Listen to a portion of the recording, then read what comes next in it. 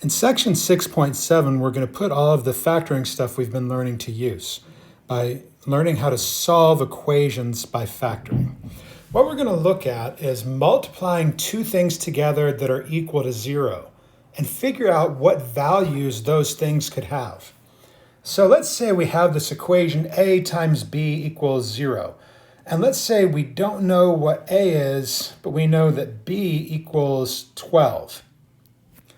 Well, if we need some number times 12 equal to 0, if we put in any number there not 0, then it's not going to be 0 as an answer.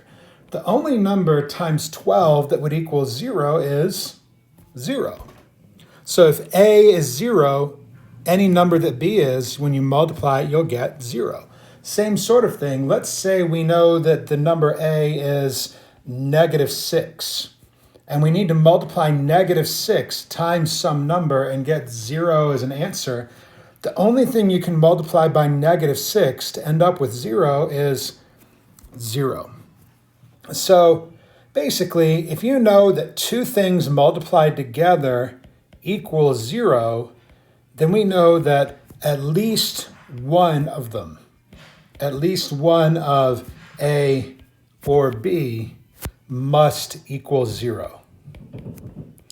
And that's going to be important. That's basically the main idea that helps us figure out how we're going to solve quadratic equations. Basically, to solve an equation by factoring, this paragraph is really the key instruction here. First, you move everything to one side of the equation to get 0 on the other side. So we can add or subtract terms as we need to move them to the other side so that one side has 0 on it. Then you're going to factor the side that's not 0. And what this thing up here says is that after you factor it, because it's equal to 0, at least one of the factors has to equal 0. Let's take a look at some examples to start with. Here we have x squared plus 5x plus 6 equals 0. It's already got everything on one side and 0 on the other side. That's great. That's what we want. Now that it's in that form, we would factor it.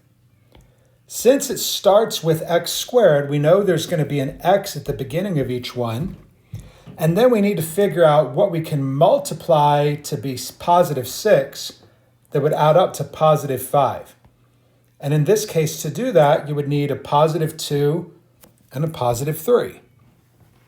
Now, once you're done factoring, as long as it's equal to 0 like it is here, we know that at least one of those factors has to equal 0.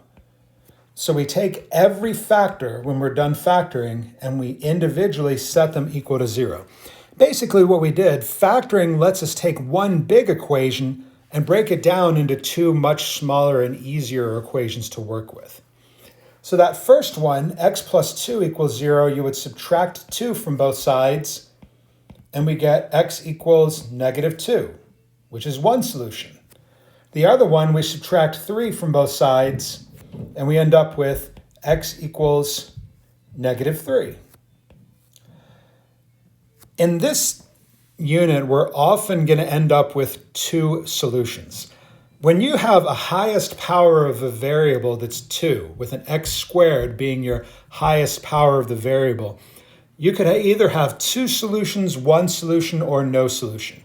You can't have more than two solutions if your highest power of the variable is squared. But most of the problems that we're going to run into here will have two solutions. So let's take a look at another one. Here we have x squared minus 4x equals 21. We can't start factoring yet, but because before you factor it, you need to have everything on one side so the equation's equal to 0. To get there, we're going to start by subtracting 21 from both sides. Our reason for doing that is that now on the right side, we would have 21 minus 21, which is 0. That's what we want. We want to get 0 on one side. Over there on the left side, the minus 21 is not like terms with any of the other terms, so we can't combine them. We would have to leave them separate. X squared minus 4x minus 21, like that. Now that we've got everything on one side and it's equal to 0, we can try factoring. It starts with x squared, so we know we would put an x at the beginning of each group. And now we're thinking, what can we multiply to get a negative 21 that would add up to a negative 4? Now, to get 21, you've either got 1 times 21 or 3 times 7. The 1 times 21 is not going to help. We know it's a negative 21, so we'd have to put a negative in there somewhere. But even if you had a negative 1 or a negative 21, it wouldn't help.